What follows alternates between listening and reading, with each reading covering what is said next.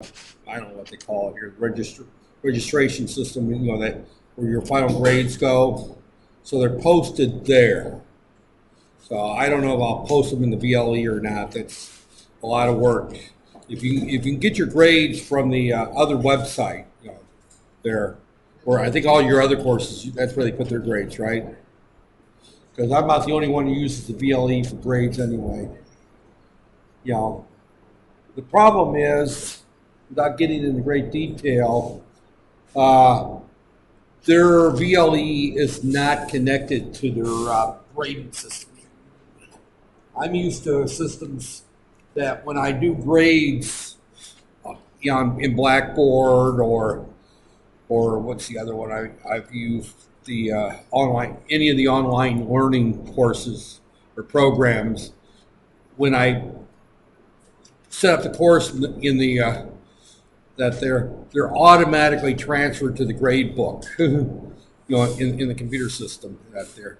Actually, my school and the university back in the U.S., only the final grades were actually put in the university system. The intermediate grades were never recorded in the system. So, and we had a real loosey-goosey type thing, and they would never accept it here. But the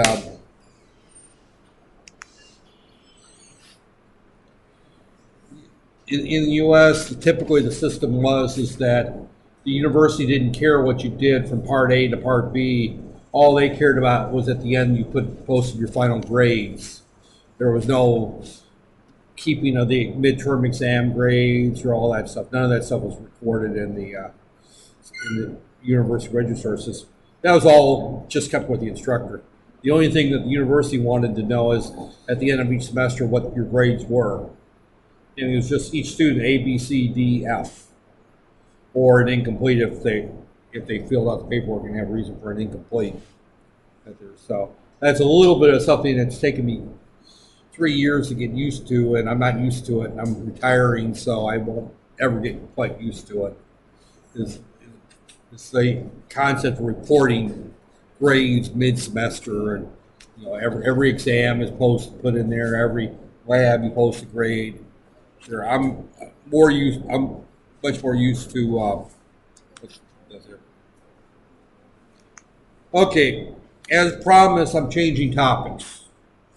That's there, and we're going to talk about industrial automation, and the buzzword for that's basically programmable logic controllers.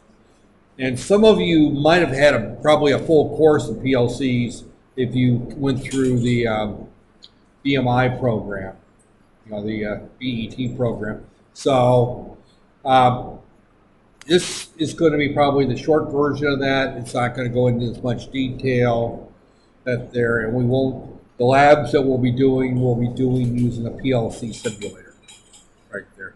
As most things in the the Bachelor of Engineering program, we use simulation set there because we did go out and buy a whole lot of hardware and there. So I have used PLCs in the past. I'm not an expert in PLCs. That is not the area in which I've worked in industry. I've done a couple of industrial projects from time to time with people out there. I've had a lot of students do PLC projects, usually with the industry they're working for, either full or part-time. And I've taught courses in PLCs in the past. So I'm not a novice in PLCs, but I don't consider myself a real expert. Now, of course, the term expert is kind of a subjective term. I think in the engineering faculty, I am probably the expert because I've seen a PLC and I've played with a PLC and I've used PLCs, but most of the faculty there, I don't think have ever used a PLC. So I'm going to go through a kind of a brief history, introduce it there. The final exam actually has 2 problems on PLCs, and I will tell you right up front that they're probably the hardest 2 problems on the test. That's there. So 40% of the final exam is going to come from this material. I'm going to talk about PLCs. And if you look at the robotic midterm and the robotic final exam, there's no hard design problems on there. There's a couple of questions. I had the one question about, what did I ask about? Oh, the assembly line operation that you're going to replace with a robot. And I asked some questions. And about the only calculation anybody had to do for the midterm was figuring out how many weeks it took to earn back the investment that there. And in the final exam, the first three questions are going to somewhat mirror the midterm. They're not going to be exactly the same, but they're going to be similar type problems that there. Because the midterm I took from previous finals, the first three problems of the final exam, and I just made some minor changes to them. And when I wrote the final exam, and I did write your final exam last night at 11 o'clock, I finished writing your final exam and submitted it to preventing that there.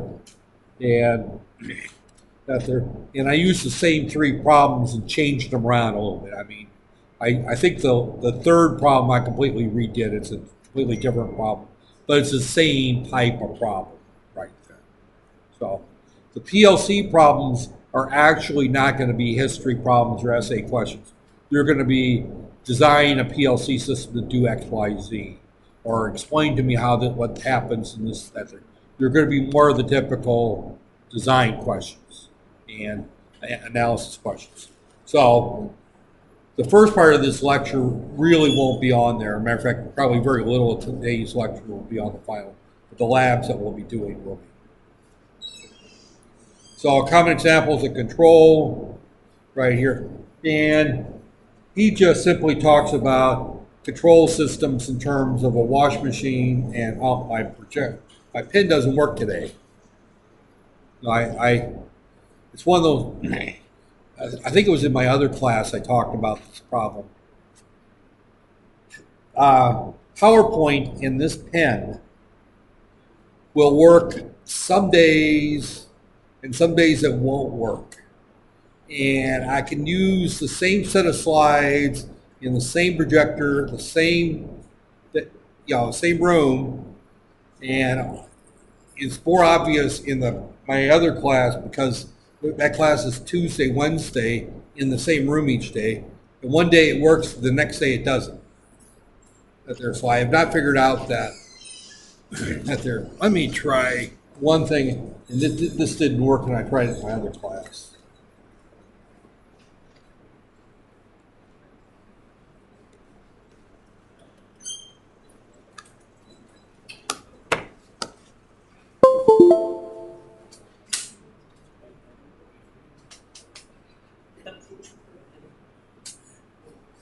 Okay, what can I do? I turned it.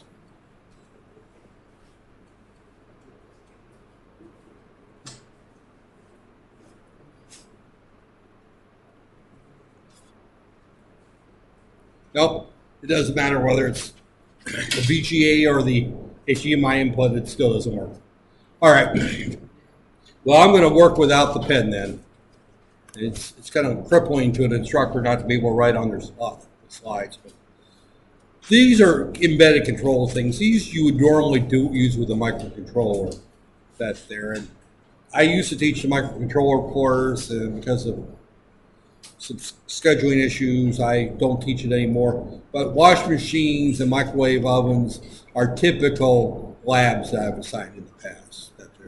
So design a wash machine with these output signals, these input signals, and that's there.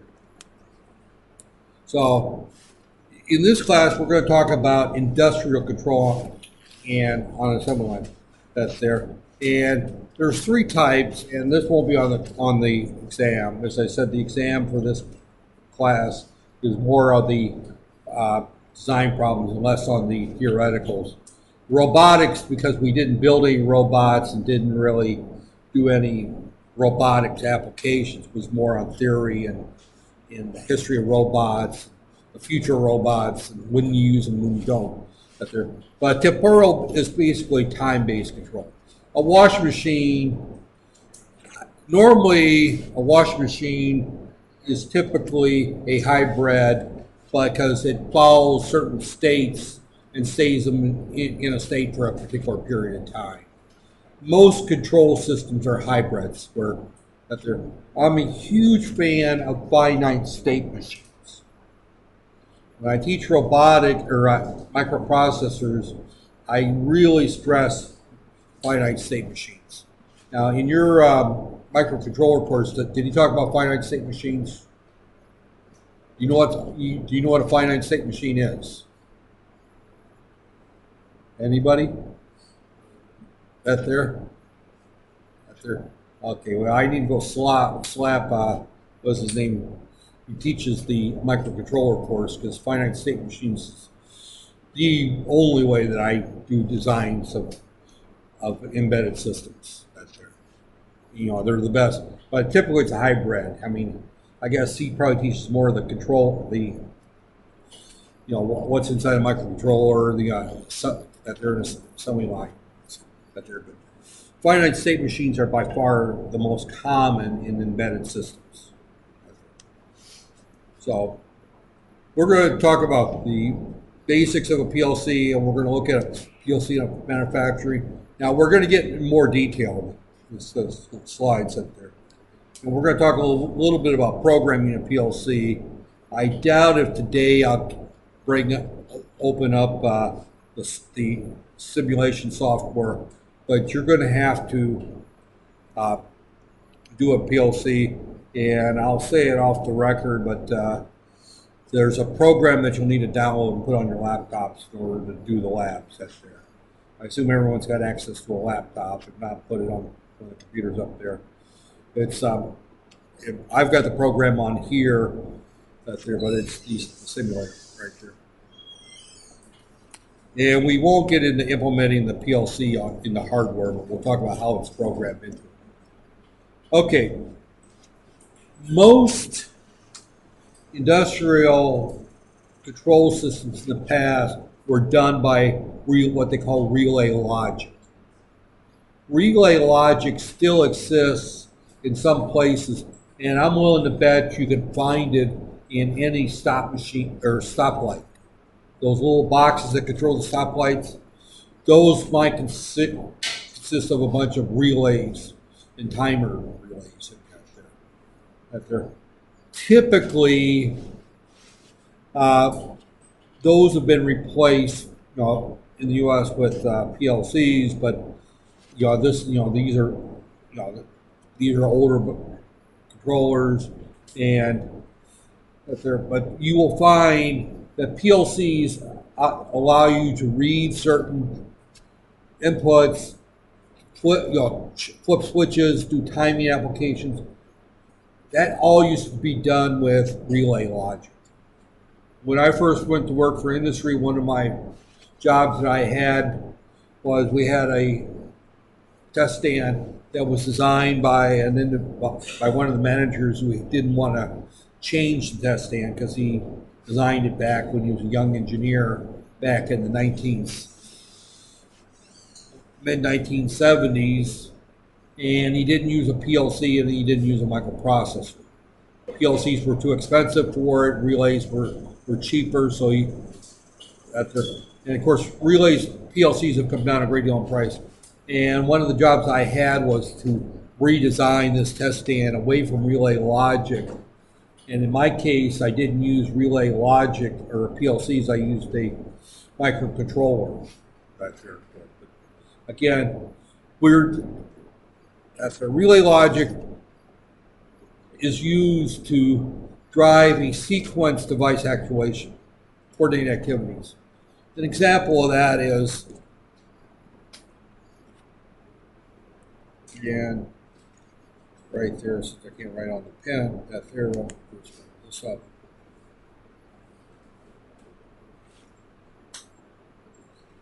I look at a typical stoplight, and we'll see this example later on here. And we've got north, south, east, and west, right? And we've got a series of lights for the north-south, and I'm assuming that they look like this. And we've got a series of lights for east-west. They look like this. Now I'm going to assume no turn lanes, and that we're going to be in a north-south green situation right there. We're going to stay in that state for, we'll say, 30 seconds, right there. Then we're going to go to the north-south yellow sequence. We're going to stay there for, say, 5 seconds. Right there. Then we're going to go to where east-west is green. We're going to stay there for 30 seconds. We're going to go to east-west yellow. And then we're going to go back here to the start. We repeat the cycle. And this is a typical finite state machine bubble graph right there. So in other words, I forgot to put the 35 seconds in there. Right there. So this is a state, north-south green. Now we assume that in the north-south green, and I'm just going to put north-south green, that our north-south red light is off. Our north-south yellow light is off. Our north-south green light is on. And we would list that for all 4 states that we've got there. So in terms of relay logic, we would have a way that we stay in this state for so long, then we go to the next state for so long, and we stay in the next state. So this is a typical finite state machine right there. And we have the bubble graph, then we typically have our input, our output table. In each state, we have to define what the outputs are. And in this particular case, we have 6 outputs. We have the north-south red light, a yellow light, a green light, a red light, a yellow light, and a green light, right? 6 outputs. So in each of our 4 states, we have to specify what our outputs are. That's there. And that is, you do that whether you're doing a PLC project or you're doing a microcontroller project or you're doing relay logic. That's the first level of design, is come up with your states that there, and what your outputs are for each state. Now, if you're doing this with a microcontroller, this is a very easy C program to write. That there, you just write it in C. If you're doing it with a Raspberry Pi, you would write it in Python. This actually would be an easy project for a Raspberry Pi to replace, all the relays in the box, along with 6 solid state relays to actually drive the LEDs right there. So, and this would be a typical project that I would sign in microcontrollers. It's a little bit more difficult that they're in PLCs, but not too difficult. That's it. So, but this is a typical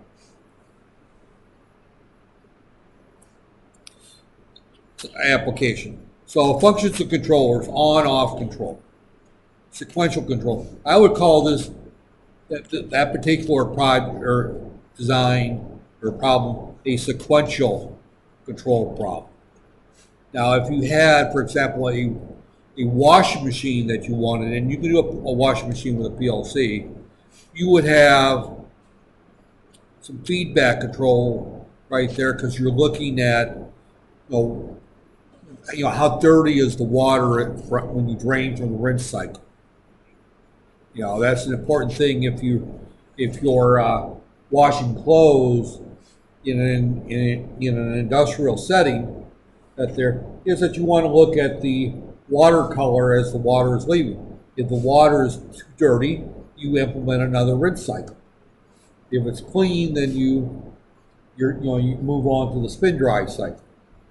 Some of these guys probably never used a washing machine, so when I talk about the spin dry cycle and the rinse cycle, they're probably looking at me like I'm crazy. But you ladies don't know what I'm talking about, right? You know what I mean by the spin dry cycle on a washing machine. That's where it spins all the water out. It does that twice. Once after the wash cycle, where it washes the clothes, and then after each rinse cycle. So I may do it 3 times. Depending on how dirty the water is. Now, older washing machines don't have water, water sensors to tell how dirty the water. If you have an automatic clothes dryer, it may have a moisture sensor to tell whether the clothes are still dry and know to shut off, right there, or to go into a cool down mode. And a cool down mode in a dryer is where you turn off the heaters, but you keep it spinning in order to keep the clothes from wrinkling inside the there. And you may turn on the heaters every now and then to keep the clothes warm enough where they don't wrinkle there. Again, that's more common in a U.S. household than in a Malaysia house. My wife's Malaysian, and I bought her a wash machine and with a dryer built in. And my sister visits from the U.S. and she uses the dryer. I use the dryer. My wife takes the clothes out and hangs them in front of the house. So yeah, so dryers are not common here in terms of most of the Malaysian mindset. Now, as more and more people move into condos, then of course they're forced to use dryers, right? And if you go to what they call Adobe, the laundry mat, where you wash your clothes, you bring your clothes and you wash them there they use dryers. So again, motion control. Oh, I can't use the pen. Motion control, basically, you're looking at the movement of something that they're doing some control. We won't do much on it. We'll do some on-off control, some sequential control. We probably won't do any feedback control. Now, what feedback control, as I mentioned, is looking at various analog sensors and measuring, like I said, the moisture in clothing to know whether to keep drying, how dirty the water is, to know whether or not you're done rinsing it. I mean, there's all kinds of various types of feedback that you can use for industrial control. That's it.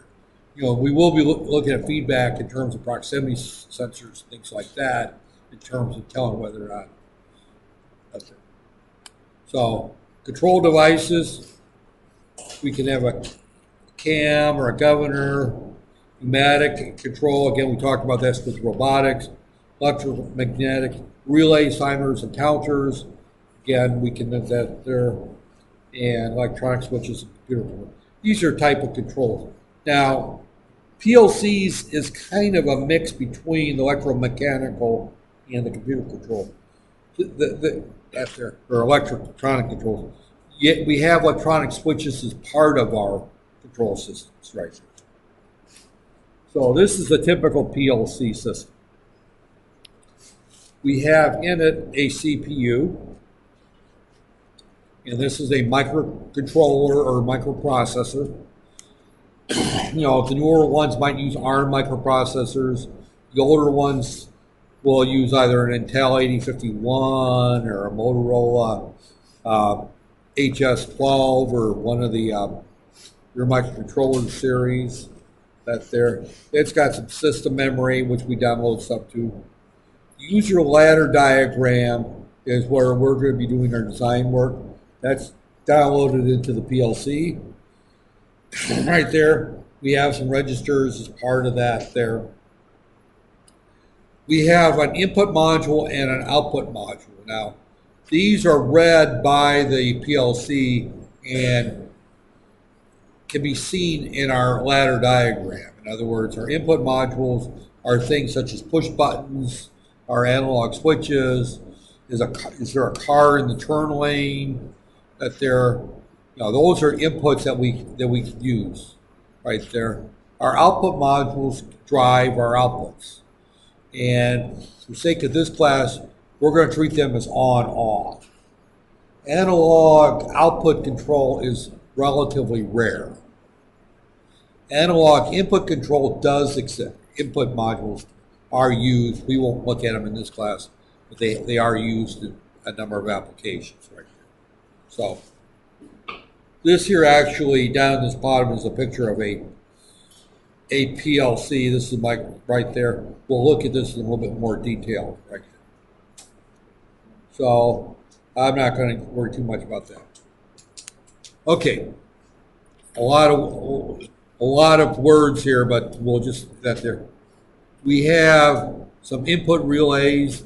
They typically receive signals from switches or sensors out in the real world. So is there a box in a particular place of an assembly line? We would use a proximity sensor to know whether or not that's true, or a pair of LEDs that shine across right there. So these are typically transistor type inputs that they're internal utilities that they're these are switches that are actually within our program. Quite often we'll use an output as a register internally, or we treat it as an input in our ladder diagram. An example is if we turn on a motor, we will use the fact that that motor's on as a switch to keep the motor on until we hit the stop button. One of the questions I've asked in the past on final exams is design a simple motor control. That they're with a push button on and push button off, and they have to have a sealing circuit. I call a sealing circuit to keep it running. Right there. That's a typical question I've asked in the past. And it's a fairly straightforward. Those who've had PLCs before know exactly what I'm talking about, because that was probably the first lab you did, right? Right there. So counters, they don't physically assist, but they count up and down within the program. And then the other one, as part of counters, is a timer. We'll be looking at timers as well. Right. Oh, I didn't switch the page here. Timers are that they're, in other words, we want to turn off our closer dry, so we want to turn off the dryer. Well, we can't turn off the dryer while the closer's still hot, right? Otherwise, they will turn into a wrinkled mess. That's there. So what we typically do is we turn off the heater when we sense that the closer dry, and then we run the dryer motor, the one that tumbles around on a tumble dryer. We might run that for 4 more minutes or 5 more minutes. So we have a timer to keep track of the fact that we want this to run for a period of time, right there. So these are used quite a bit, and they can vary from 1 millisecond through 1 second, but increments can actually be set up much longer. Right there. Output relays, these are to turn on and off motors, turn on and off lights, turn off heaters, turn off ovens. Right there, these are typically what we're trying to control is going to come through the outputs. Right there. And then we can have data storage where we keep track of information.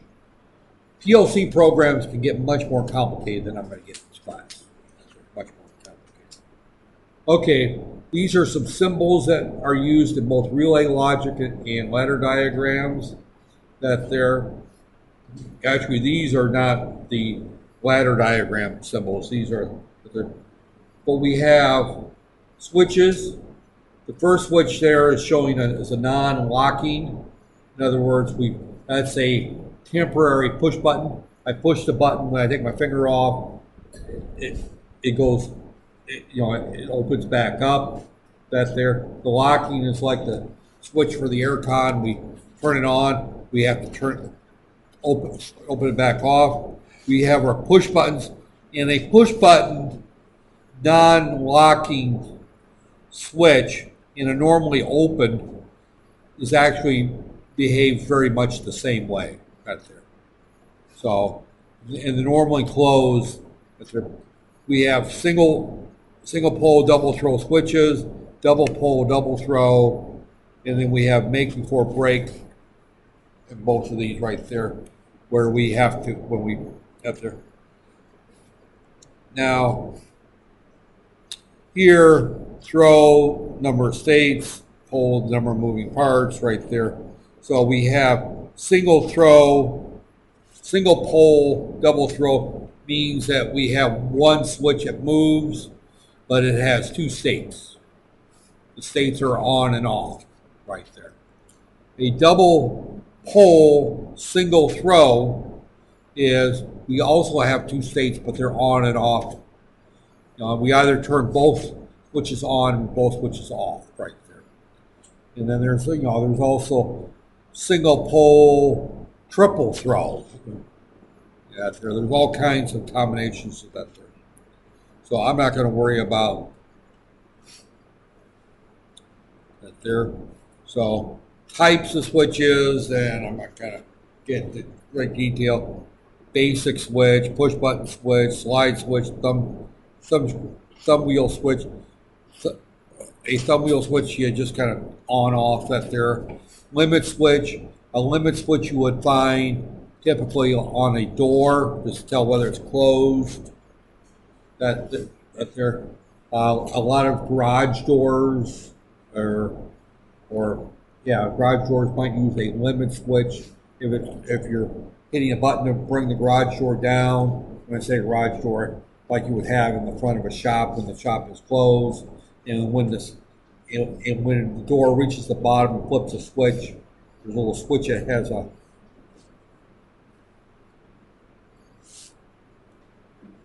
most of them look like this, and then there's a little switch that's there.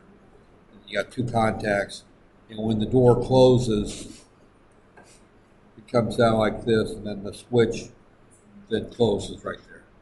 So that's a typical limit switch right there. Proximity switch, that's one in which if an object is there, here's an assembly line, here's a box, there's a proximity switch right here. When the box gets above the proximity switch, this closes or opens right there.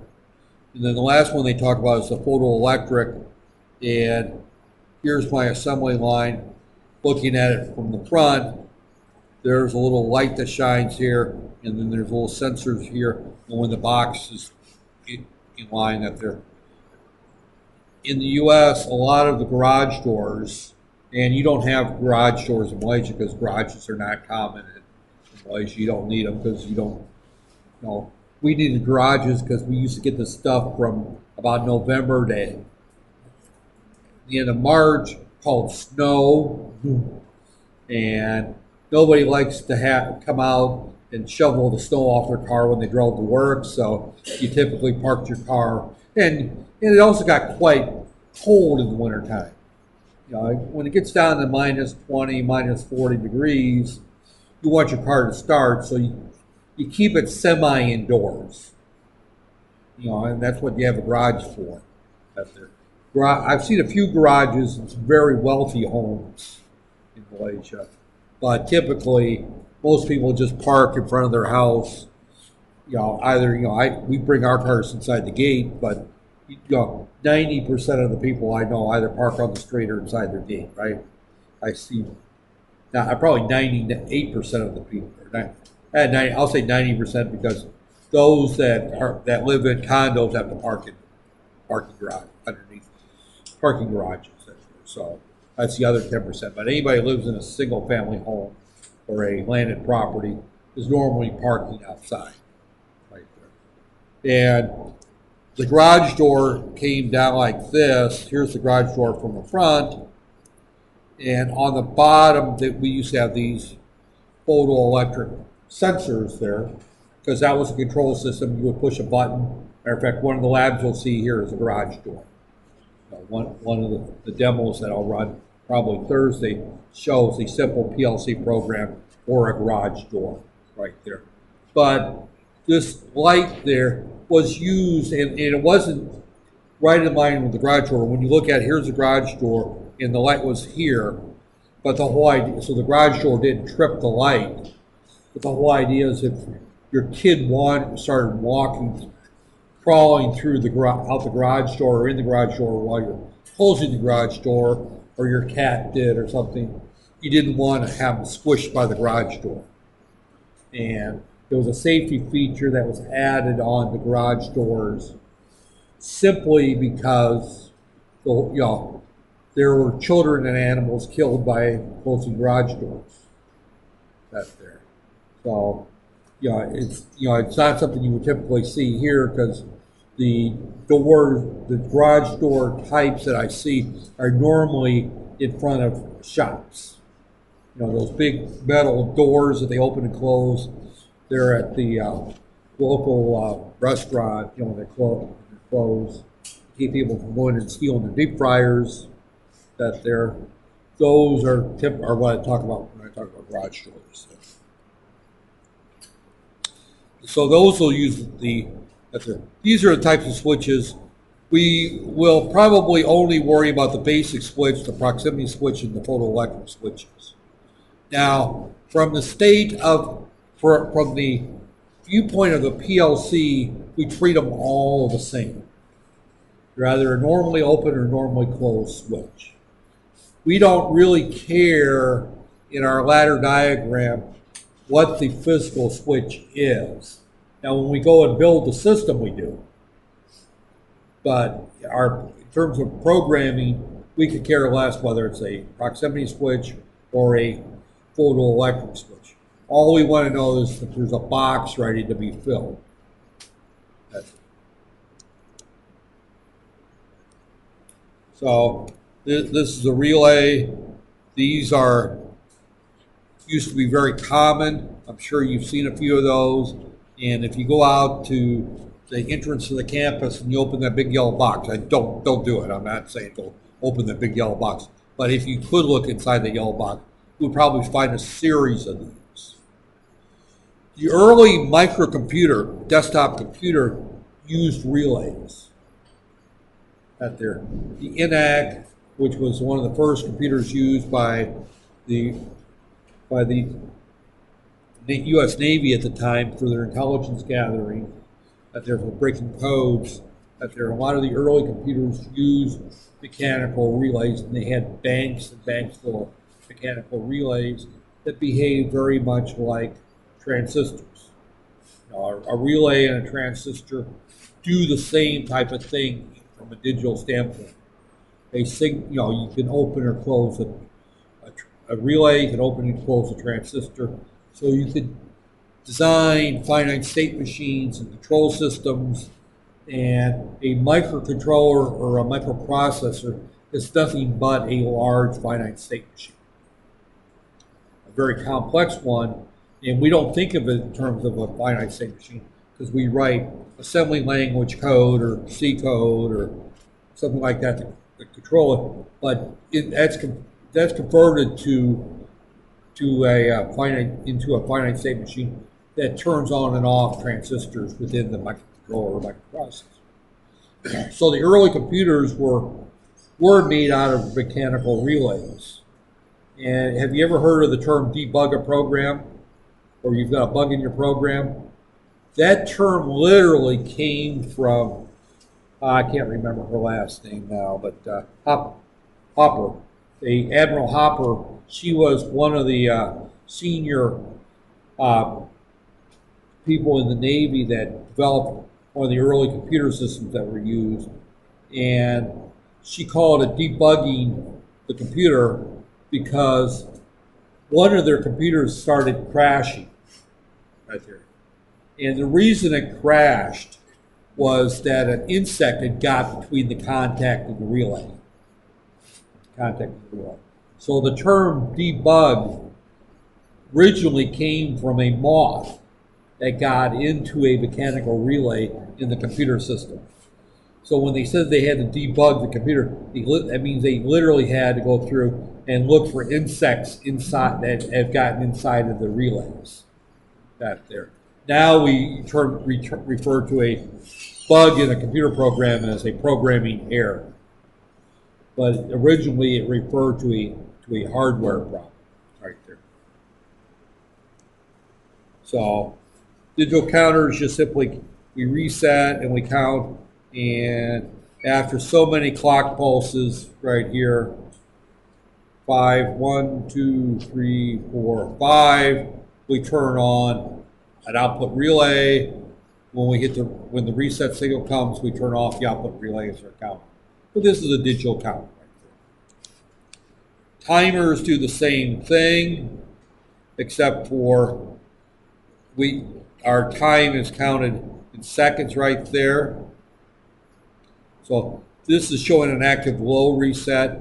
So when the reset goes high, we count 1, 2, 3, 4, 5 seconds. Our output goes high until our reset goes active again. He doesn't show it, but this should be as a reset dot right there. So that's what our timers do. Okay, this is an example of relay logic here. And I'm just going to go through the left side of this right here. Oh, okay, I got plenty of time right there. This is a switch that is spring. There is a limit switch right there. Here's a push button. Here's another switch right here. Again, that's another limit switch. This happens to be our motor. Now notice here, and I can't really write, our motor is called R1 right here. And then down here we have R1. And this is actually shown as an input switch right there. It's not a, that there. So when we trip our limit switch here, we turn on our motor. If I hit PB1, that's a push button, and when I hit that push button, that will turn off the motor. While the motor is running, this keeps it going right there. This will keep it going. Now, if this limit switch gets tripped, this is limit switch 2, then our motor switches off again, right there. So this could actually be, this is showing a limit switch, but it could be a push button. That's there. I push a button, a motor goes to close my garage door. I can hit a stop button halfway through. Once my garage door is closed, then this limit switch will then turn it back off again. And this will keep the garage door motor going until I either hit the stop button or it's closed, right here. What's shown below that is we're using R1 going into our timer, and then this will keep this particular operation going as long as there. Now that doesn't necessarily, R2 is our motor. This actually is a timer. To put a time delay right there. So in this particular case, I didn't look at the physical drawing before I started talking. That's what happens when you have brain damage. That there is. I'm sure you've seen it. In this particular case, what they want is when this limit switch is tripped, for the system to wait 5 seconds before it actually starts the motor. Right there. So again, but as soon as I stop the motor, then there is, and again, this process is terminated when the second part, when you either push this limit switch is pressed, in other words, you get to this, that there, or we press the emergency stop button there. So, but this is a typical type of system here. Again, we've got 2 limit switches. We've got a push button. There. Now this is going in, they're showing this into a mechanical relay right there. And again, we're not going to necessarily look at the relay logic right there. All right, PLCs look like this. These are old slides. I didn't look for newer slides. We don't have a cassette loader anymore. It used to be you load your programs onto a cassette, take the cassette out to the factory floor and load the program. Now you take a laptop out or a iPad or an Android tablet and you plug it into the PLC and you download it from a portable computer. But that's there. And we normally don't have a printer in that there. EEPROM loader are not very well used. 90% of PLCs will program directly from a PC today. Right there. And I'm sure the ones you used in the BMI course, you wrote your programs on a PC and then you downloaded it into the PLC. You didn't load your programs onto a cassette and carry the cassette over. And you didn't burn EEPROMs on the PC and carry the EEPROM out and put it in there. Those are somewhat dated technologies. That's there. So this is an old slide. That kind of gives you a viewpoint of where they come from. That's there. So that's it. I'm going to kind of skip that, everyone. That's there.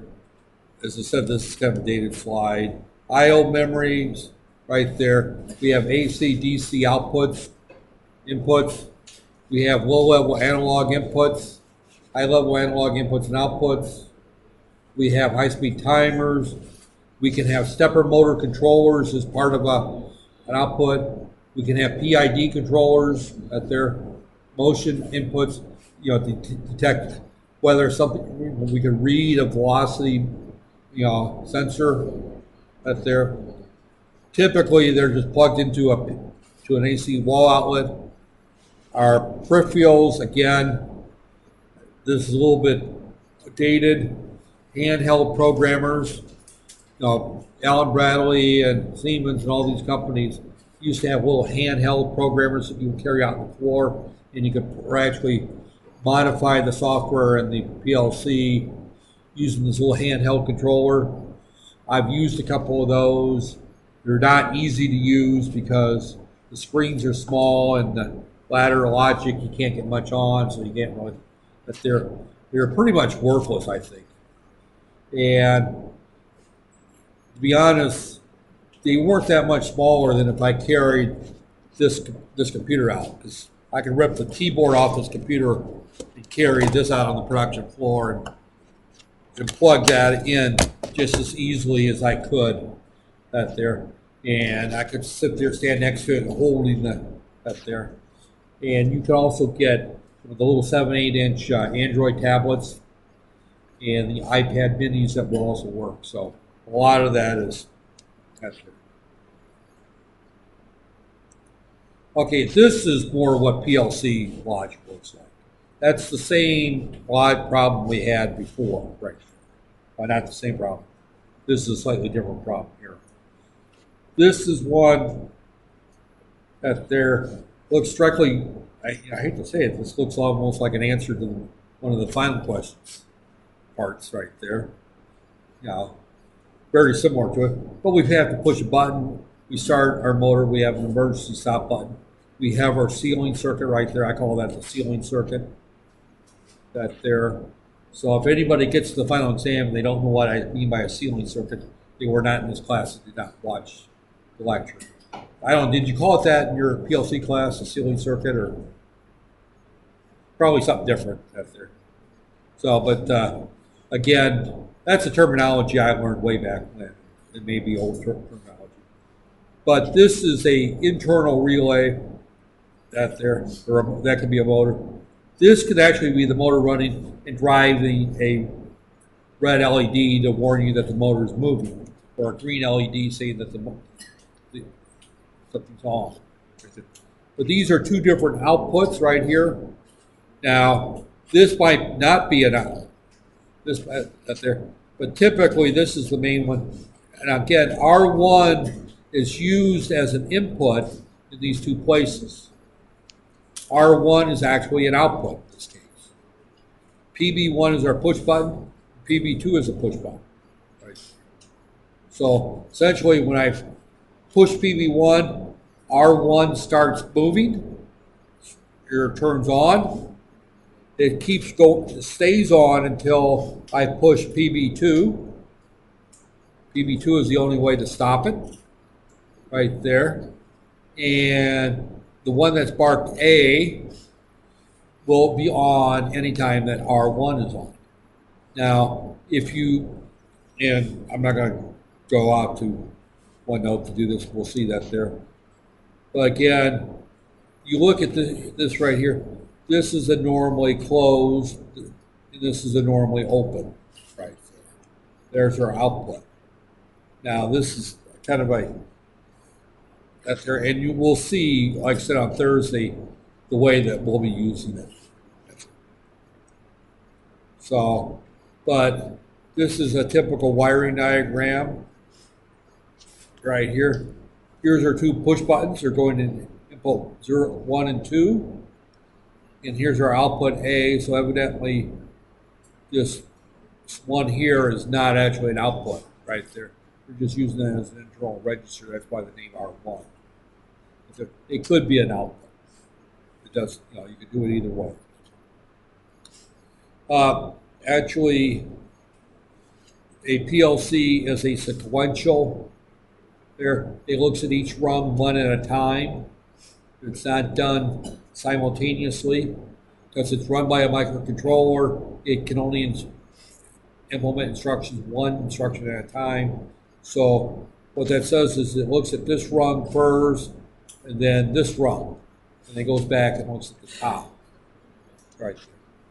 So it begins, sets the outputs, and goes around it. So it takes one cycle of scan time.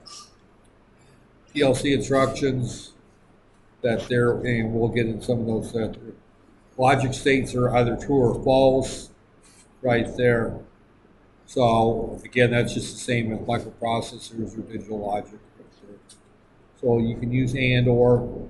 PB1 and PB2 are in series with each other. So that means that both have to be closed in order for that motor, that register to be high. PB3 is a positive, PD4 is a normally closed. So this is PB2 and not PB4, right there.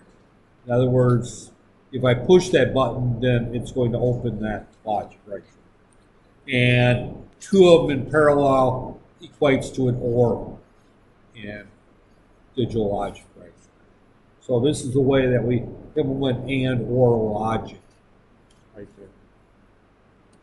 So here's a case where it's PB1 or PB2 and PB3. These two are in series with each other, and they're in parallel with this one. So this register is turned on if either PB1 is closed or both PB2 and 3. We won't be using too much and or logic in our mind thinking this. We have up there, we won't use transitionals, but they do exist. A transitional means that that things happen when the push button is pushed only on the transition, or it's open when on the transition. Then we have our energized coil, de-energized coil, latch and unlatch. Those are basic logic. We don't use the latch and unlatch too much. Timers, we have 3 types of timers right there, and we will be doing one lab of timers right there, a couple labs of timers. And counters, so we have repetitive on delay. So in other words, this means that when we push the button, it has a delay before it closes, right there. The off delay means that when we push the stop button, it continues to run for a period of time, and then the reset just simply resets our time. Right. And then we have our counter up and counter down. Right. Those are our basic building blocks. Sequences, if they're repeating operating cycles. Again, our stoplight might be an example of a sequence, because it went through 4 stages and it repeats over and over again. Right. And you notice that they call it steps. I can call it states, or I could call this NSG, NSY, EWG, EWY. And of course I would have to change, and then I'd have 6 outputs here. So I could actually very easily show a stoplight as a sequencer. Because we have no inputs. Sequencers may or may not have inputs. A washing machine quite often will have, should definitely have inputs, because when you first turn on a washing machine, what does it do before it does anything else? It probably should fill it with water, right? Right there. So in order to fill it with water, it has to open a valve to let the water into the washing machine. How much water do I let in? Well, until it's full, right? So typically I might have some type of flow switch or sensor at a certain point in the tank to know when the washing machine has reached the full level.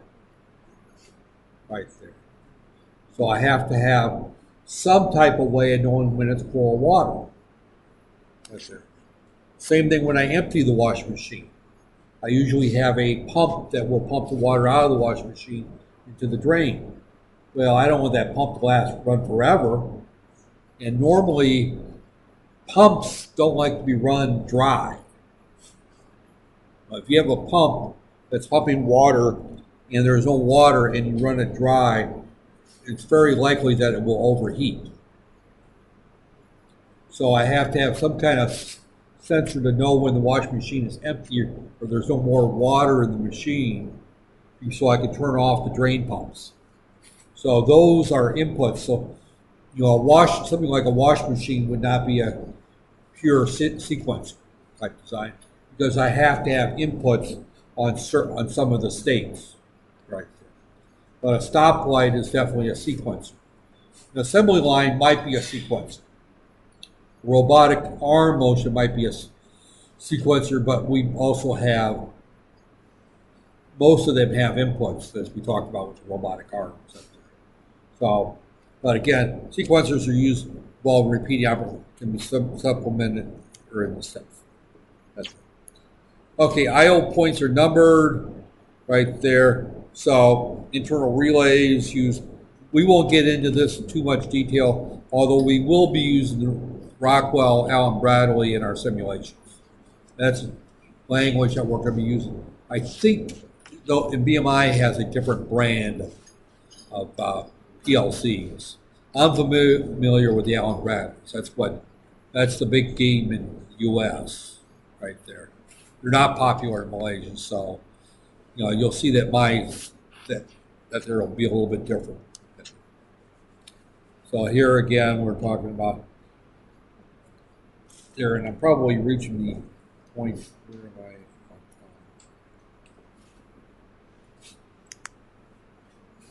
am I? We're getting to the point. Let me. I said I was pretty tired. I'm not going to go too late out there, but here is tank needs to be refilled by turning on a pump. I have two sensors right here, a high level and a low level sensor. We have a PLC, and we're going to turn on a pump to fill up our tank with oil when it reaches the low level and stop when it reaches the full level. Right. So we have this tank, it's filled with oil, and as long as we're between the high level and the low level, we don't turn our motor on. Right there. Typical application, it can work for cleaning out a sump pump, or it can be working for that there. Where is that? That's there. And right here. Here's our logic right here for it. And again, we're looking at, we've got our two inputs right there. This keeps our pump running once it's turned on. This will turn it off once it reaches the top right there. This is the low level, this is the high level right there. And this is the actual pump right here. He likes to use an internal register. Normally, I just go ahead and put the pump there. Now, the second rung really isn't needed. Right there. So, again, we're looking here. He's just showing the true false for each one of those. So he says if both these are true, true, and then false, true, it goes this way. As soon as this one goes to false, it turns everything off right there. If it's, if our oil is below the full, but not to the low, right there. And did he show, the one thing that's missing in the slide is he doesn't identify our sensors, right there. So 0000 is the low sensor, 001 is the high sensor, right there. 1000 is an internal register, the way he wrote this, and 0500 is the actual pump motor. So, but again, this is a typical low-level design for a microcontroller. Might be the level I might put on a test. And that's here. I wouldn't give this for a final project, but for a test, I might have this kind of problem right here. because keep in mind on final exam, you've got 2 hours to do 5 problems. So if I put this on as a problem, you're going to have about 120 divided by 5 gives you about 20 minutes per problem, right? Roughly. So, and when you're under stress, and boy, they really make the final exams in a stressful environment here. It's really one of the most ironic thing, because final exams that I'm used to in the U.S. are typically given in the normal classroom like this. Now, we may impose a no talking rule and no collaboration. I noticed a couple of people kind of chit-chatted during the midterm, but that they're, normally in a final exam setting or exam setting, you would grab the papers one for people up. I'm kind of lenient. I don't get terribly uptight. But they definitely, in that 20 minutes per problem, I can't give you too deep of a problem. And expect to see any right answers. Right? So again, he's showing the steps of, this is actually a pretty good little slide right here. Pumps that there, once it gets empty, he turns the motor on, fluid gets pumped in, it hits the full at there. So this is kind of an interesting little drawing showing how it's working. Right? And I think this is probably a good place to stop for the day. Right? I don't know how many more slides there are. Yeah, there's. Most of these are cartoons. I'll probably jump to another set of slides on Friday. That's there. And